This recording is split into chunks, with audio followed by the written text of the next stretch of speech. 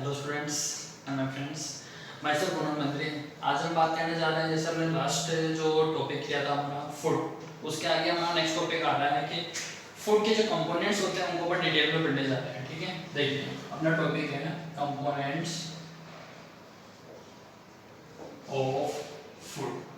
ठीक है, components of food में अपन ने डिस्कस किया था कंपोनेंट्स क्या क्या होते हैं फूड के। तो फूड के कंपोनेंट्स अपन ने डिस्कस किए थे carbohydrate, protein, fat, vitamin and minerals, surface, water.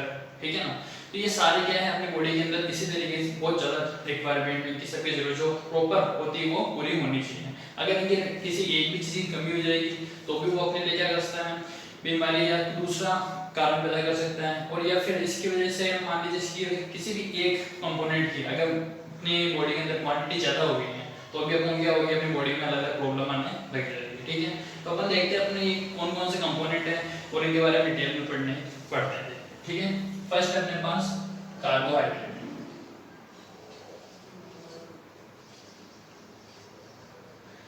अब कार्बोहाइड्रेट मैंने आप लोगों को पहले बताया था, कार्बोहाइड्रेट क्या चीज है, एक टाइप से एनर्जी का सोर्स है। ठीक है ना, जो अपने बॉडी को क्या कर रहा है, एनर्जी देने का काम कर रहा है, या फिर एनर्जी गिविंग फूड अपन इसको बोल सकते हैं। क्या है, energy giving food, energy giving food, energy देने का काम कर रहा है। ठीक है, एनर्जी देने के मामले में इसके साथ में फैट को भी अपन इंक्लूड करते हैं, फैट भी एनर्जी देते हैं। ठीक है, तो लेकिन अपन भी बात करने जा रहे हैं कार्बोहाइड्रेट के। तो कार्बोहाइड्रेट, अब कार्बोहाइड्रेट इसके नाम से पता चल रहा है अपन को, इसमें जो कंपोनेंट काम आएंगे वो कौन कौन से होंगे, एक तो कार्बन, हाइड्रोजन एंड ऑक्सीजन। ठीक है, किस किस से मिलकर बना हुआ होता है, कार्बन, हाइड्रोजन एंड ऑक्सीजन से मिलकर बना हुआ होता है।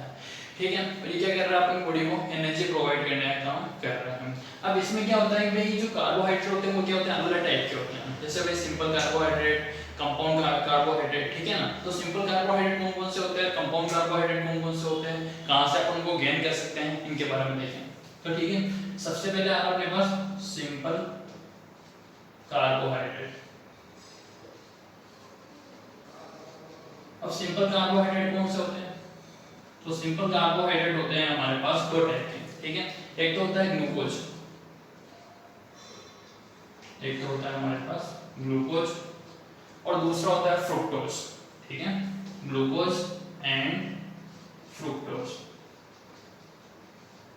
अब ग्लूकोज जो है वो आपको क्या है कि कार्बोहाइड्रेट यानी कि वीट से प्रोवाइड होगा, वीट हो गए, कॉर्न हो गए, इस टाइप के जो मतलब अनाज वगैरह अपन खाते हैं ना, उन सब में क्या मिलता है, ग्लूकोज। तो इसको अपन क्या लिखते हैं, ये किससे मिल रहा है अपन को, वीट या फिर सीरियल्स भी बोल सकते हैं। ठीक है, और फ्रुक्टोज जिसका नाम है उसके अकॉर्डिंग, फ्रुक्टोज आपको किससे मिलेगा, फ्रूट्स से।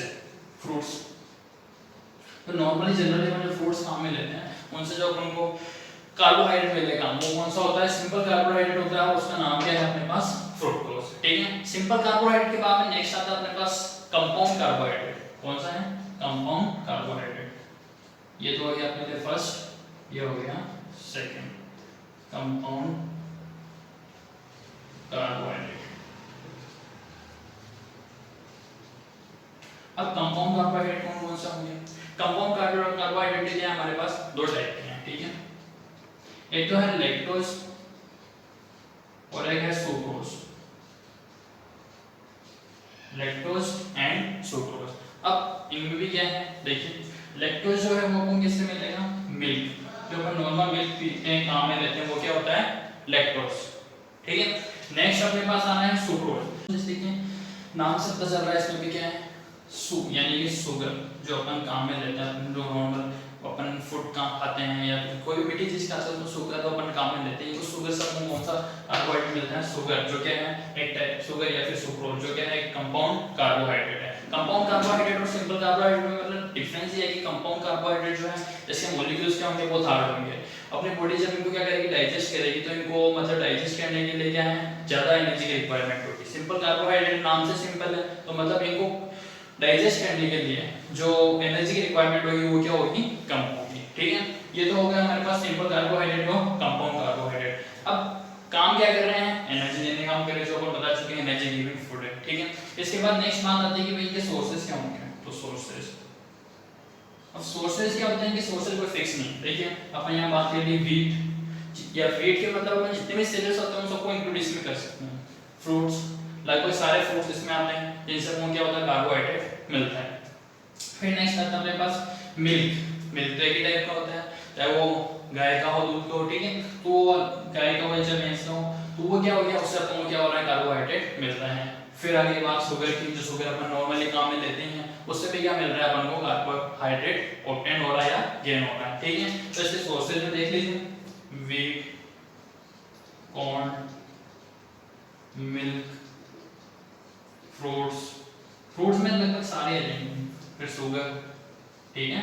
ये हो गया इसमें मेन जो सोर्सेज होते हैं जिनसे अपन क्या करेंगे नॉर्मल कार्बोहाइड्रेट को गेन कर सकते हैं, ठीक है। नेक्स्ट अपने पास आता है इंपॉर्टेंट है जो सेकेंड नंबर, कार्बोहाइड्रेट के बाद क्या है प्रोटीन। देखिए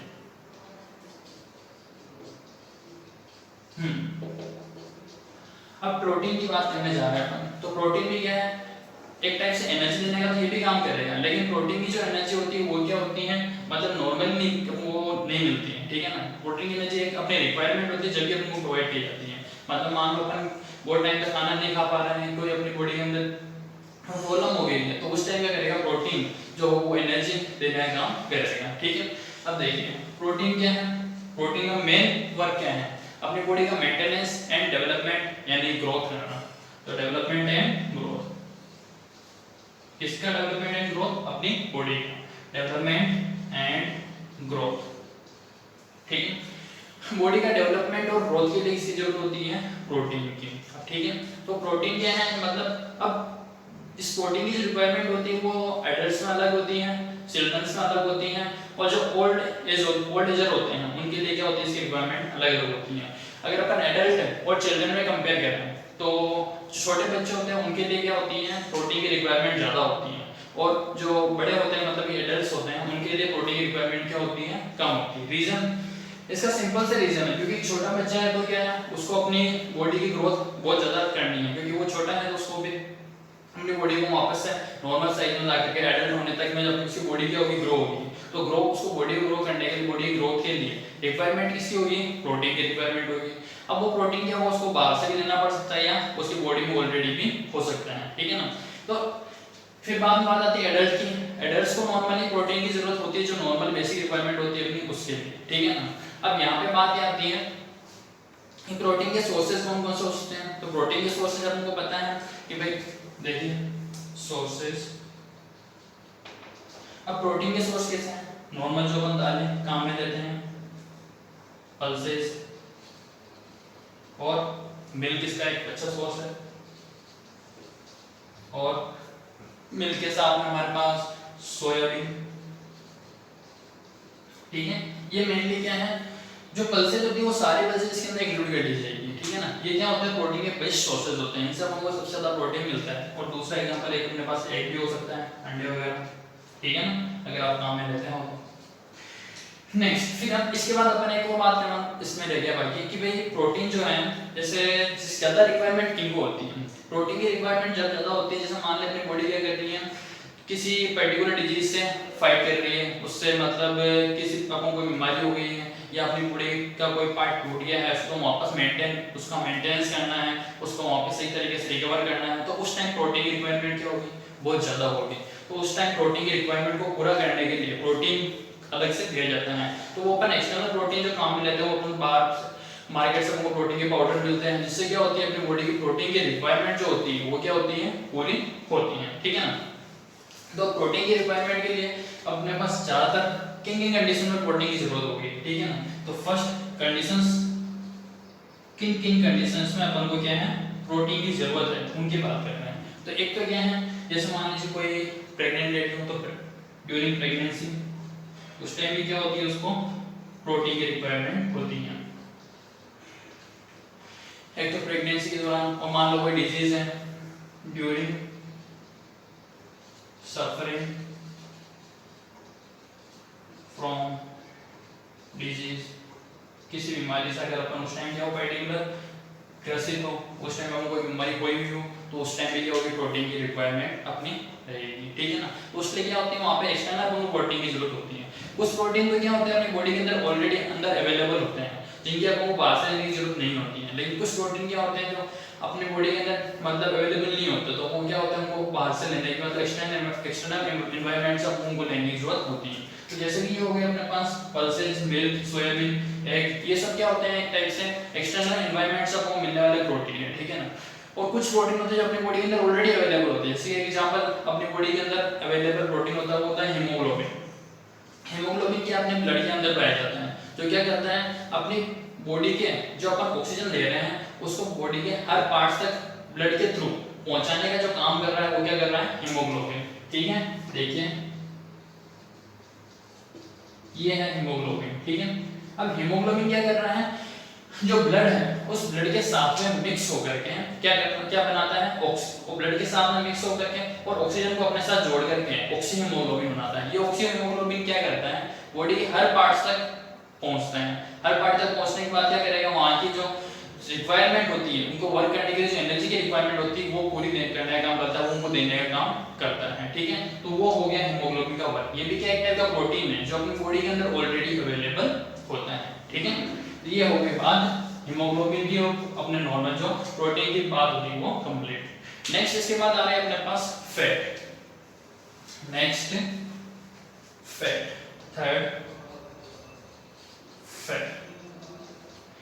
अब अपन फैट की बात करना चाहते हैं। फैट क्या अपने पास, फैट भी क्या एक टाइप से एनर्जी गिविंग फूड है। फैट ये भी क्या है एनर्जी गिविंग फूड। अब एनर्जी गिविंग फूड है, लेकिन अब इसमें फर्क क्या है कि भाई एनर्जी गिविंग फूड तो ये वाला भी है और एनर्जी गिविंग फूड क्या है अपने पास प्रोटीन भी है। तो ये भी क्या है एनर्जी गिविंग फूड, ठीक है। हाँ अपने इसमें एक चीज बात बिगाड़ के देखी थी कि जो प्रोटीन है उसमें कौन कौन से कंपोनेंट पाए जाते हैं। एक तो कार्बन अवेलेबल होगा, हाइड्रोजन अवेलेबल होगा, ऑक्सीजन अवेलेबल होगा, साथ में ही नाइट्रोजन के भी कुछ कंपोनेंट्स इसमें अवेलेबल होते हैं। किसमें, प्रोटीन में, ठीक है।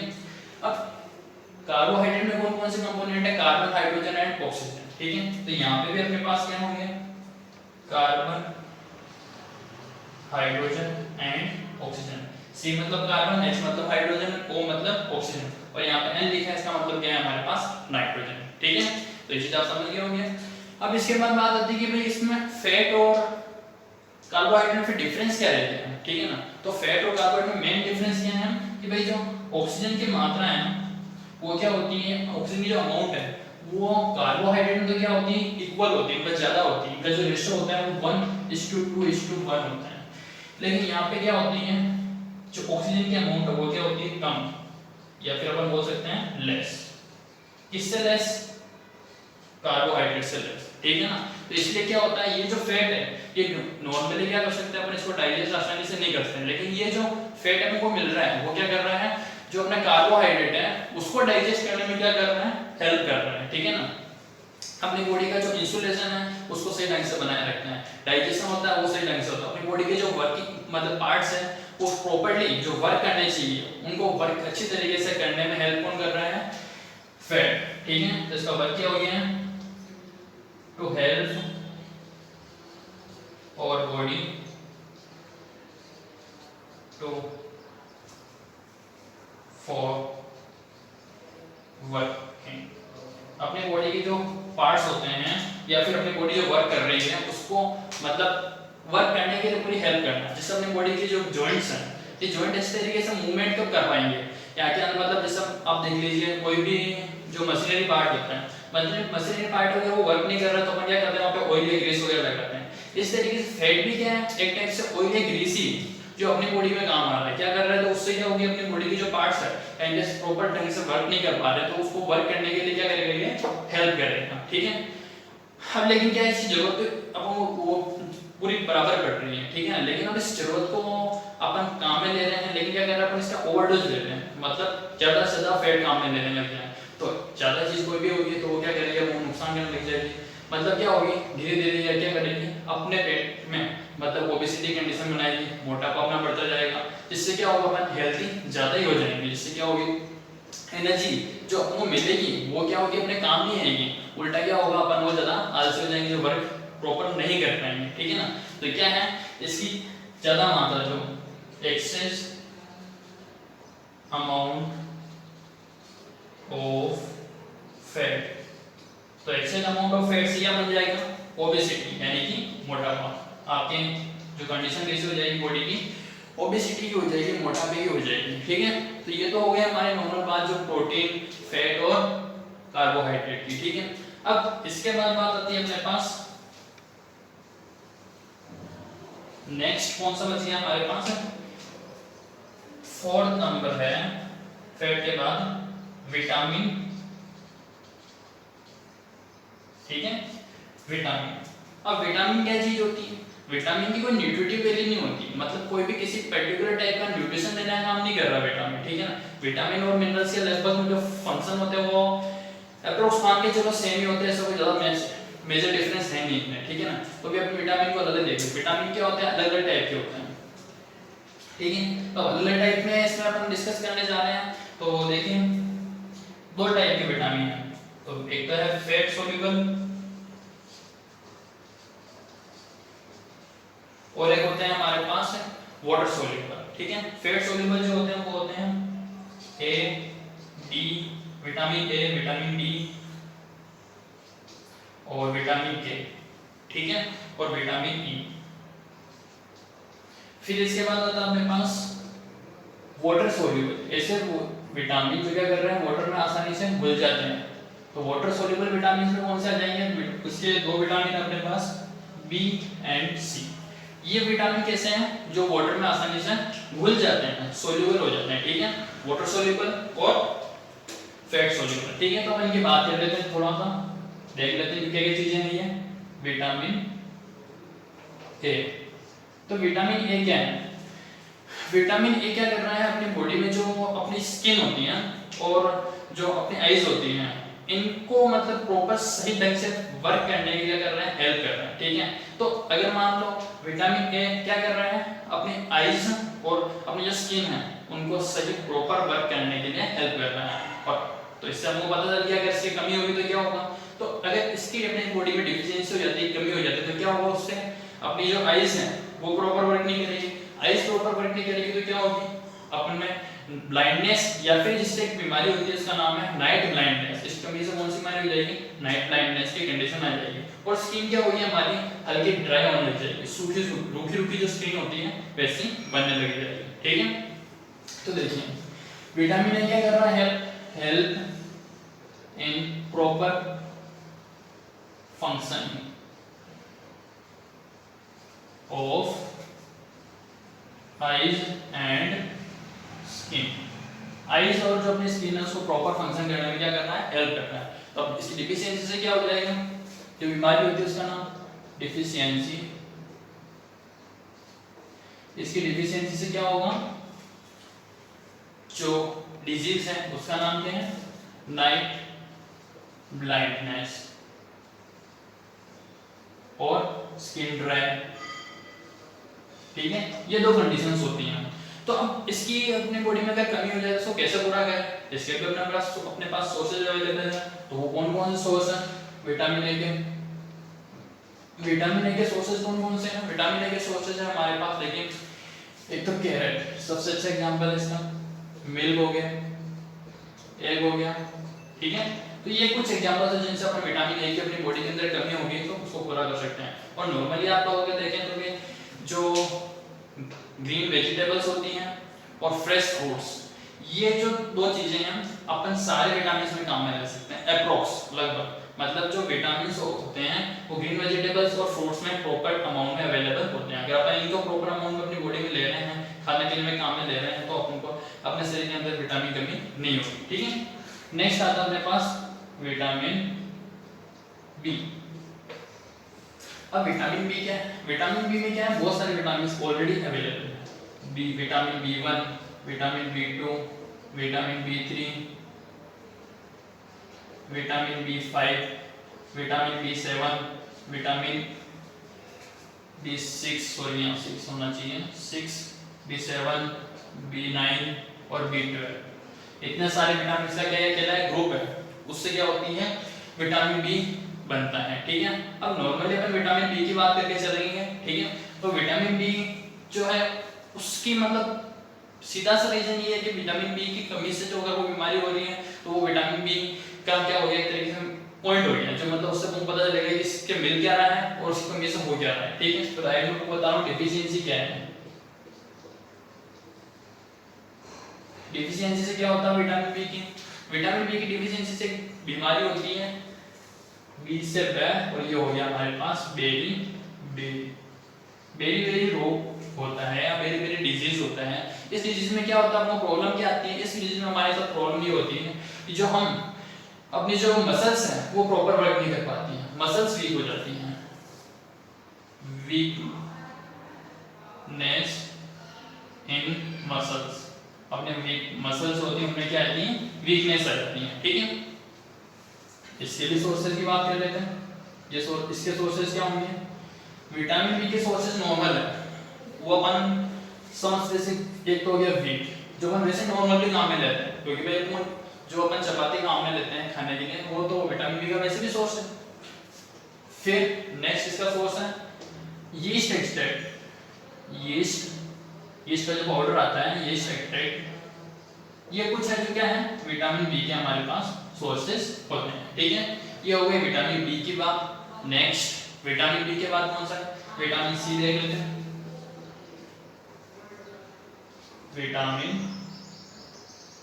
सी, ठीक है, ये आ गया हमारे पास विटामिन सी। अब विटामिन सी क्या कर रहा है, इसका नाम क्या है, मतलब विटामिन सी, तो देखिए विटामिन सी क्या कर रहा है, कुछ ऐसे सब्सटेंस होते हैं ना जो खट्टे हों, मतलब जैसे देख लीजिए आप लोग कुछ खट्टे फ्रूट होते हैं, सिट्रस फ्रूट्स जो होते हैं, उन सबसे आपको विटामिन सी मिल जाएगा। ठीक है, और विटामिन सी का मेजर रोल क्या हो गया है, तो इसका मेजर रोल देखें अपन या फिर इसकी डिफिशियंसी जो होने वाली बीमारी है उसको देखें, बात हमारे लिए वापस से क्या होगी, यही होगी। ठीक है, तो देखिए, तो इसकी डिफिशियंसी जो बीमारी होती है उसमें क्या है डिफिशियंसी, इसी डिफिशियंसी से कौन सी बीमारी होती है हमको, स्कर्वी। इसकी डिफिशियंसी से जो बीमारी हो रही है उसका नाम क्या है, स्कर्वी। तो उसमें क्या होती है, ब्लडिंग होने लग जाती है, तो इसको बोलते हैं अपन गम ब्लडिंग।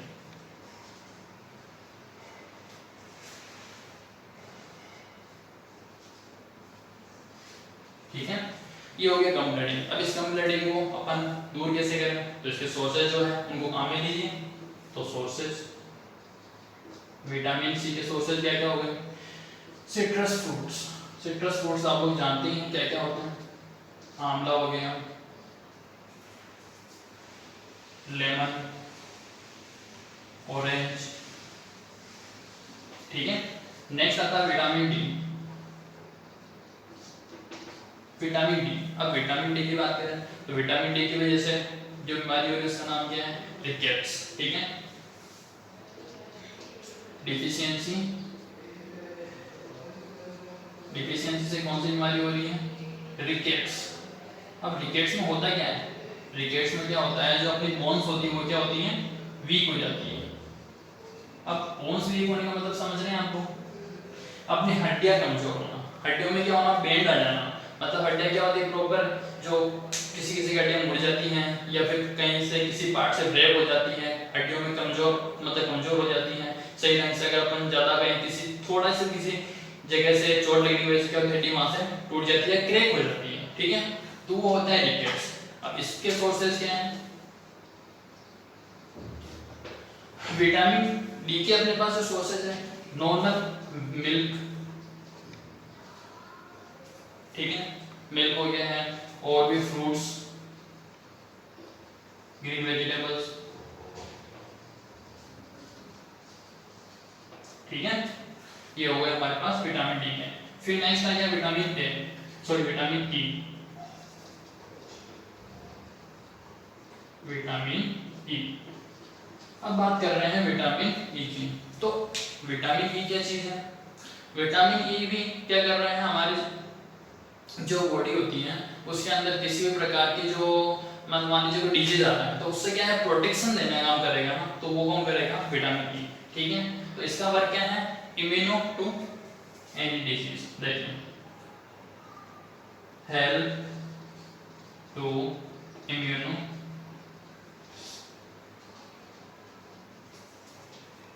अगेंस्ट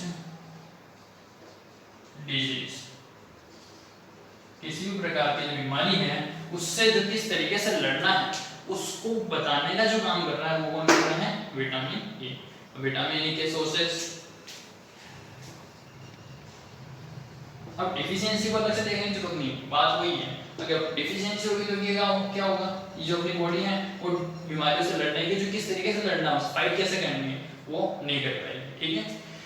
विटामिन ई के सोर्सेस सोयाबीन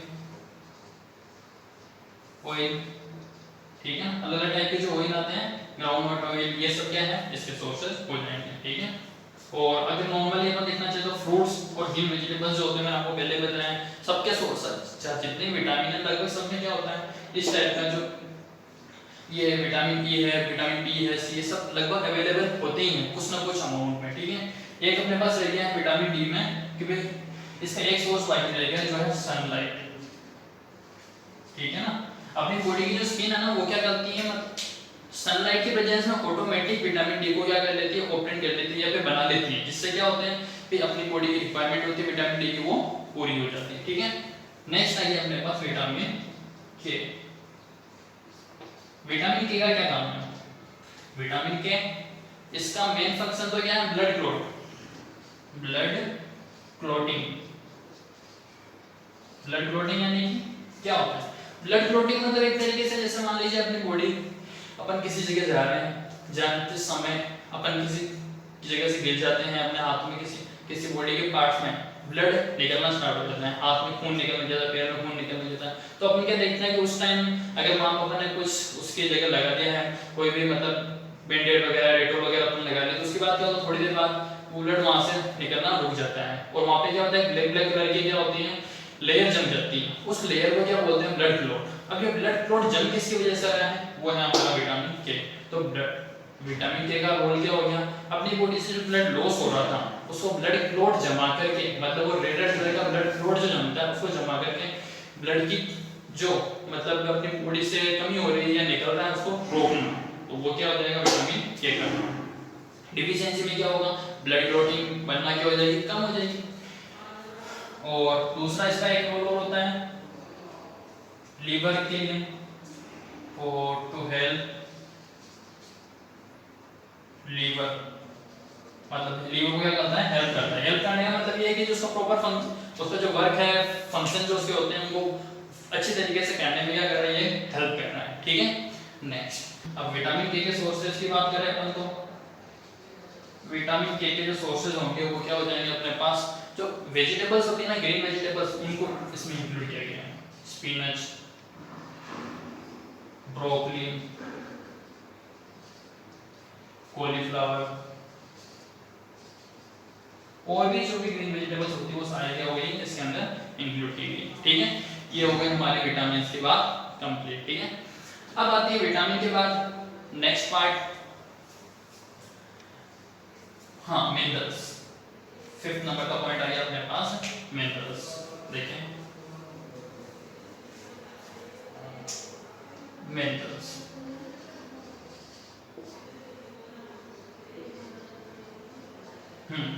अब मिनरल्स क्या होता है, कोई एक बेसिक टाइप नहीं है, जिस तरीके से विटामिन अलग अलग टाइप के हैं, मिनरल्स भी क्या होते हैं अलग अलग टाइप के होते हैं, लेकिन इनका कोई मतलब प्रॉपर विशेष रोल तो ये नहीं होता है। मेन इनके फंक्शंस क्या होते हैं ना, जैसे कि देख लीजिए नॉर्मल बेसिक फंक्शन बता रहा हूँ आपको मैं, जो नॉर्मल बेसिक फंक्शन क्या होते हैं, अपने जो टीथ होते हैं उनकी स्ट्रेंथ, बोन्स हो गई आपकी, उनकी जो बोन्स की स्ट्रेंथ को बनाए रखना, ठीक है ना। इस टाइप के जो मतलब क्या है नॉर्मल जो मिनरल्स के वर्क होते हैं, विटामिन और मिनरल्स में आपको पहले बोला था नॉर्मल कोई ज्यादा मेजर डिफरेंस नहीं है। मिनरल्स का एक वर्क ये होता है, ये एंजाइम्स वगैरह बनाने के होते हैं, प्रिपेयर एंजाइम एंड हार्मोन्स। अब एंजाइम और हार्मोन क्या चीज होगी, तो एंजाइम की और हार्मोन को भी समझ लेते हैं। एंजाइम क्या है, कुछ मतलब मान लीजिए ऐसे सब्सटेंस होते हैं जो अपनी बॉडी के अंदर जितनी भी बायोलॉजिकल और मेटाबॉलिक एक्टिविटीज हो रही है ना, बायोलॉजिकल और मेटाबॉलिक एक्टिविटीज, शरीर में डाइजेशन हो रहा है, रेस्पिरेशन हो रहा है, एक्सक्रीशन हो रहा है, बॉडी में वेस्ट बन रहा है, बाहर निकल रहा है, खाने का जो पाचन हो रहा है, पच रहा है, अलग अलग एक्टिविटीज को पूरे मतलब 24 आवर्स में देखे हैं, जितनी भी एक्टिविटीज होती हैं उनको परफॉर्म करने के लिए अलग अलग टाइप के एंजाइम्स होते हैं, उनको बॉडी के जो पार्ट्स होते हैं उनको वर्क प्रॉपर ढंग से करने के लिए कुछ हार्मोन्स अवेलेबल होते हैं। तो ये क्या करते हैं, इनका जो बनाने का काम वो कौन कर रहे हैं, मिनरल्स कर रहे हैं। ठीक है, अब ये मिनरल्स भी अलग अलग होते हैं, देखिए कौन कौन से मिनरल्स होते हैं। तो ये मिनरल्स हो गए हमारे पास, जैसे देखिए कैल्शियम, सोडियम, अब नाम के साथ नोटिस कीजिए, सी यानी कैल्शियम, Na सोडियम, फिर नेक्स्ट आता है अपने पास फास्फोरस, जिसको P से डोनेट करेंगे अपन, डिनोट करेंगे, और फिर नेक्स्ट आ रहा है अपने पास आयरन, आयोडीन, ठीक है ना। और भी और अपने मिनरल्स होते हैं इसमें देखिए कैल्शियम, सोडियम, फास्फोरस, आयोडीन और क्लोरीन, कॉपर, मतलब इस टाइप के अलग अलग डिफरेंट मिनरल्स होते हैं जिनकी क्या होती है रिक्वायरमेंट अलग अलग होती है। बेसिक रिक्वायरमेंट इनकी यही है कि मैं तो क्या है एंजाइम्स और हार्मोन्स को बनाना, जिससे क्या कर सके ये टीथ और अपने बोन्स है जो मसल्स है सही ढंग से वर्क कर सके, इनकी जो स्ट्रेंथ है वो मेंटेन रह सके, ये इनका वर्क होता है। ठीक है, नेक्स्ट इसके बाद अपना पार्ट आ रहा है मिनरल्स के बाद 6 नंबर का है, जिसको अपन बोलते हैं रफेज। रफेज के बारे में अपन पहले डिस्कस कर चुके थे वैसे तो, फिर मैं आपको वापस बताता हूँ एक बार।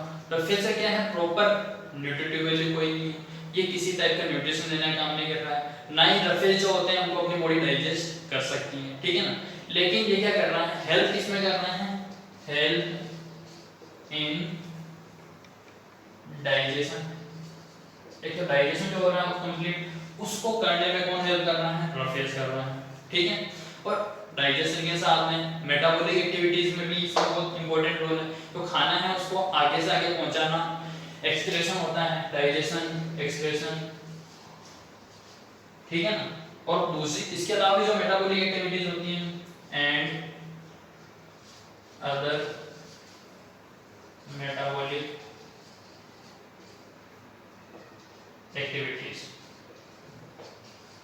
ठीक है, नेक्स्ट लास्ट हमारा से पार्ट बच गया है वाटर। तो वाटर को एक्सप्लेन करने की कोई जरूरत ही नहीं है, क्योंकि वाटर क्या है अपनी बॉडी के अंदर क्या है 60 से 70% जो अमाउंट है वो क्या होती है अप्रोक्स वाटर की होती है। 60 70 बोल दीजिए या 60 से 80 बोल दीजिए, लगभग क्या है 60 to 70% अवेलेबिलिटी क्या होती है अपने बॉडी के अंदर वाटर की। ठीक है, अब क्या कर रहा है, एक तो क्या होता है वाटर क्या है यूनिवर्सल मतलब सोल्यूबल सब्सटेंस को बोल सकते हैं। जितनी भी मतलब यूनिवर्सल चीजें ज्यादातर सबको क्या कर सकता है आप खुद में बोल सकता है, और सारी चीजें इसके अंदर घुल जाएगी तो क्या होगा, घुल करके अपनी बॉडी के अंदर जिस जिस पार्ट तक पहुंचाने की जरूरत है वो सारा पहुंचाने का काम कौन कर देगा, वाटर कर देगा। अब वाटर कर देगा, इसके बिना मतलब मान लीजिए देखिए अगर किसी भी चीज में अपन जो खा रहे हैं या किसी भी चीज को काम में ले रहे हैं, अगर इसमें वाटर अवेलेबल नहीं है तो क्या कर सकते हैं उसको अपन आगे अपनी बॉडी का जो पार्ट्स है वो उसको पचा भी नहीं सकते हैं, डाइजेस्ट नहीं कर सकते हैं, और डाइजेस्ट नहीं होगा तो वो क्या होगा किसी एक जगह जाकर क्या होगा फंस जाएगा। ठीक है, तो वो भी क्या है प्रॉब्लम का कारण बन सकता है। तो वाटर की अवेलेबिलिटी क्या करेगी अपनी बॉडी के अंदर उसमें हेल्प करेगी। ठीक है, और इसके यूजेस अपन जानते ही हैं, अपने नॉर्मल बाथिंग या फिर वाटर ड्रिंकिंग, क्लीन वाटर को पीना चाहिए, ये सब ठीक है जो नॉर्मल है इसमें हो गए सोर्स। अब बात कर रहे हैं सोर्स, अब कहां से वाटर मिलेगा अपन को, तो ड्रिंकिंग वाटर होता है वो अपन कहां से काम लेते हैं, जैसे मान लीजिए रिवर हो गई या फिर जो अपने घरों में पानी आता है वो एक नदी से आता है, या फिर आरओ प्लांट वगैरह, इसको अपन क्लीन वाटर पीने में काम में लेते हैं। ठीक है, ये हो गए हमारे बात वाटर की। तो जो हमने आज की टॉपिक पढ़े देख लीजिए भाई वापस। कार्बोहाइड्रेट, कार्बोहाइड्रेट क्या है एनर्जी गिविंग फूड, मेन इसका वर्क क्या है एनर्जी देने का। ठीक है, फिर आता है नेक्स्ट प्रोटीन, प्रोटीन का वर्क क्या है डेवलपमेंट एंड ग्रोथ। ठीक है, फिर वापस फैट, फैट का वर्क क्या है एनर्जी देने का। ठीक है, एनर्जी प्रोटीन भी देगा, ऐसा नहीं है कि प्रोटीन एनर्जी नहीं देगा, लेकिन प्रोटीन की जो एनर्जी होगी वो क्या होगी लिमिटेड होगी, और मिलेगी कब, जब आपकी ज्यादा कोई कंडीशंस हो। वो कंडीशन कौन सी हो, किसी मान लो कोई बीमारी हो रही है आपको, तो उस टाइम आप खाना वगैरह नहीं खा पाते हैं, लोग टेस्ट वगैरह अपने काम नहीं करते हैं, तो उस टाइम क्या होता है जो आपको एनर्जी मिलती है वो किससे मिलती है, प्रोटीन से मिलती है। ड्यूरिंग और प्रेगनेंसी के दौरान भी आपको मिलती है, सॉरी यहाँ पे एक वर्ड अपन ने गलत लिख दिया, ड्यूरिंग प्रेगनेंसी।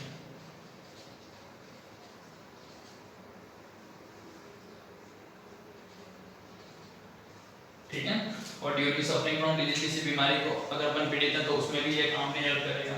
ठीक है, फैट की होगी, फिर अपन ने विटामिन के बारे में डिस्कस किया, फैट सोल्यूबल विटामिन अलग अलग होते हैं, वाटर सोल्यूबल अलग अलग होते हैं, तो अपन ने इस तरीके से उनकी बात करी थी, vitamin A, vitamin B, vitamin C, vitamin D, vitamin E, और लास्ट अपना रह गया था विटामिन के। ठीक है, ये मिनरल्स और प्रोटीन्स। ठीक है, तो यहाँ तक एक बार देख लीजिएगा, कोई भी प्रॉब्लम आपको डाउट या फिर प्रॉब्लम रहे या डाउट रहे तो आप वापस एक बार कमेंट सेक्शन में कमेंट, या फिर जो आपको एक लिंक प्रोवाइड कर दी गई है इस वीडियो के डिस्क्रिप्शन में, वहाँ पे जाकर के आप मैसेज छोड़ के मुझसे पूछ सकते हैं। Thank you.